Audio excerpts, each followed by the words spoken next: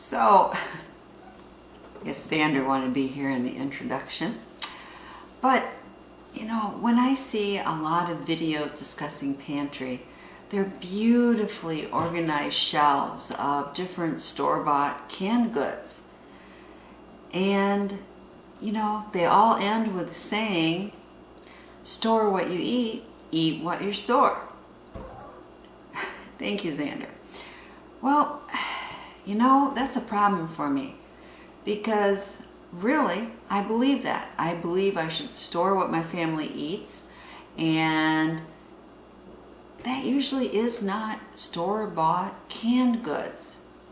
I mean, we rarely ever eat vegetables from a can. At corn we do, and I use canned beans in different recipes, but we don't routinely eat canned green beans, for instance. You know, my feeling is that vegetables taste much better fresh from the garden, and I don't think anyone would disagree. And if you can't get that from your farmer's market, your store, or frozen, or even dehydrated sometimes, to me, tastes better than canned vegetables. So we don't have a lot of canned veggies. Now, I have home canned a lot of different tomato products, be it spaghetti sauce, sloppy joe sauce, crushed tomatoes, things like that. So I don't need to buy those separately.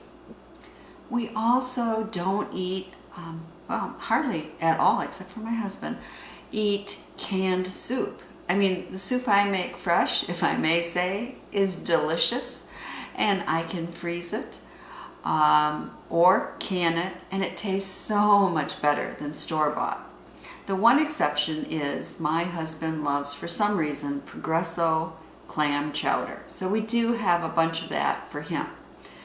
But otherwise, when we're talking about soups, we're not using store-bought cans. We might be using home canned. So again, not a lot of canned soups on my shelves. And then you come to meat, right?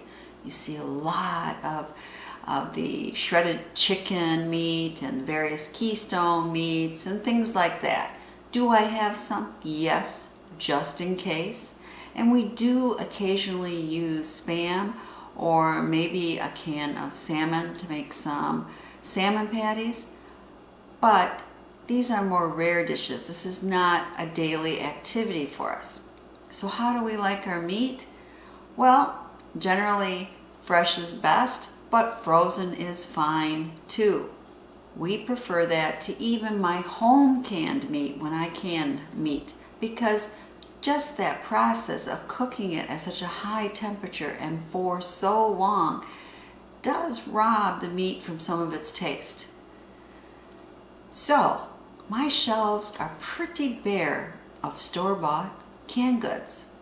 So what do we do instead? Let me show you. Well, we depend heavily on 3 different freezer space. Each one has a special use. Let's look at the freezer space connected to our refrigerator first. So in this freezer connected to my refrigerator, it's what we call more for fast food. A lot of it is junk food, but it's something that we can make very quickly. And that is what we keep in this freezer. Let me show you. So in the top here, we have our ice maker, which takes up, we have ice overflowing here all the top. Sometimes it doesn't work, so we also have ice cube trays. And here, my husband likes his ice cream. We have ice cream. In the back there is some black bean burgers, which I do enjoy. And here is egg rolls. I really like those, even though they're probably not the healthiest for you. And in the back is pizza rolls.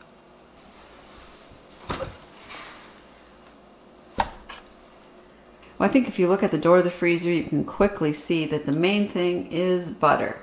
I have a lot of different frozen butters. And hey, now my refrigerator came on with the most annoying noise while I'm making this.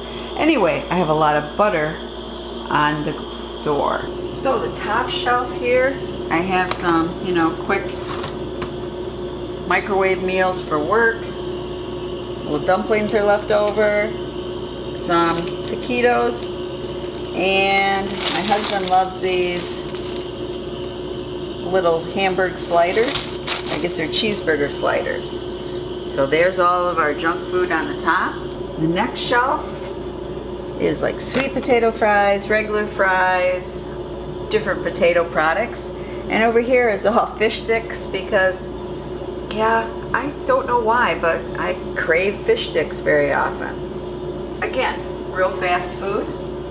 And at the very bottom there we have a basket, and that is full of smaller portions of frozen vegetables. And then here, my husband has one left toaster strudel. We have some Lego Eggos, right, for the grandkids. And back here is all like a little fast meals portions left over when I make a meal.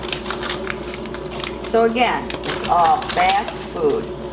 Okay, I'm holding on to our upright freezer. There is no room to get the camera back further, but trust me, this is our freezer, and let me show you what's inside. So here I have different frozen breads that I've made, some frozen biscuits, some frozen bread dough, pancake mix on the top, and some frozen pizzas. The next shelf, as you see, it's labeled. I have beef and I have chicken. And this means it's real easy. What should we make for supper? Well, let's see what we got. And in between here, you'll see a whole bunch of this. This is oxtails because we love oxtail soup. So they're kind of going all the way back. But what is this? This is a steak. Here we have ground beef. Any type of beef product is here. And of course over there is the same. It's chicken. Let's go down to the next shelf. Again, I apologize because it's hard for me to get in the small space to have you see what's in here. But I think it's easy to see this is pork. And it could be anything from, I don't know, those wieners or bratwurst to meatballs, sausage. It's going to have pork chops, pork steaks, all of that in here. And then over to the right has fish and seafood. And next to it is, yes, even more fish sticks. Now, if you're interested in getting some of these yourself, let me show you. So these bins are 3.5 gallon size. They're about 20 bucks each on Amazon, but you will probably be able to find them cheaper if you have a restaurant supply store. They're very nice polycarbonate, very thick, and I've never had them crack in my freezer. The dimensions are 18 inches by 12 inches by 6 inches, but they do come in other dimensions, which it depends on what your freezer shelves are. But I really like using them for organizing my freezer. I can easily pull it out and see what's in there. It works great. Below that, so this slides out. These are all different products. This is black-eyed peas. Here's some sugar snap peas. Anyway, all different veggies. And the next shelf down has big, big bags. Think of Costco or Sam's Club of stir-fry vegetables and different vegetables. And all the way at the bottom, okay, it's fruit, strawberries, blueberries, cherries. And the door has easy to scoop flour there. Those are frozen jams. Go down a little bit more. We've got some frozen cheese, some pancake mix, some more frozen jams. So we'll go down again and we have cornmeal, some baking powder, and actually garden seeds. And then we have more flour storage. And at the bottom, for the grandkids, they like their frozen pops. So you can see that we have a lot of valuable storage right here. But let me tell you more. So what happens here when we get low, let's say on ground beef? Well, we've got a chest freezer downstairs, and that's where we keep the majority of our meat. So if I'm all out of ground beef, bring some more up here. So that's kind of how we rotate. And of course, I date everything when I buy it. We are making room in the chest freezer downstairs because we hopefully, I thought it'd be this week, but maybe next week, a whole pig is being processed and we'll be picking it up and putting it in our chest freezer. But we also have beef, chicken, and pork. I don't know if we have any fish or seafood in it, but anyway, we have other meat. And what we do is keep it in there and then rotate it and bring it up here. And we want to cook what's up here first and then bring up more from the basement. And that seems to work very, very well. If you're interested in seeing how I organize the downstairs chest freezer, I do have a video on it.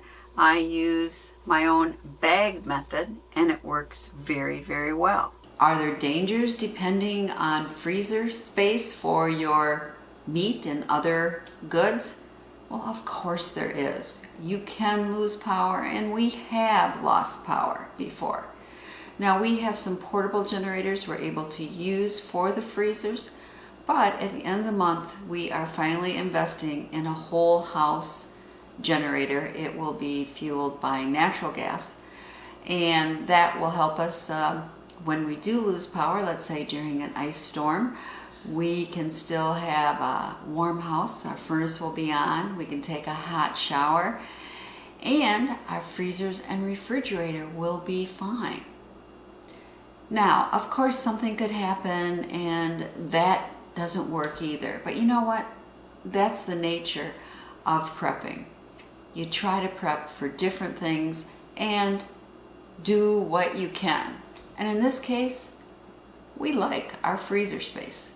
And it really extends our pantry and extends it for food that we like to eat, which, as we started out, is pretty important.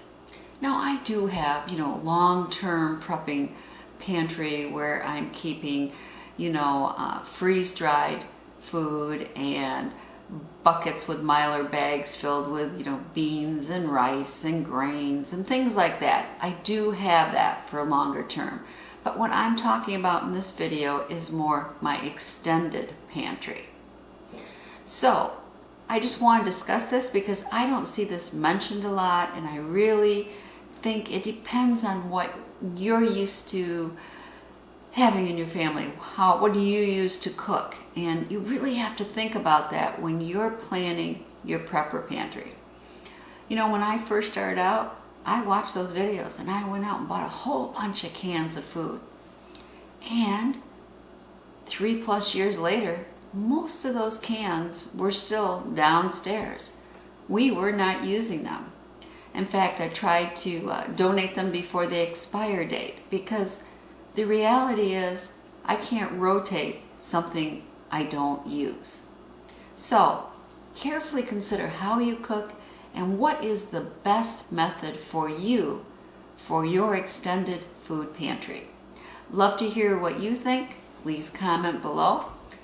And as always, please stay safe, subscribe, and share the knowledge. Thank you.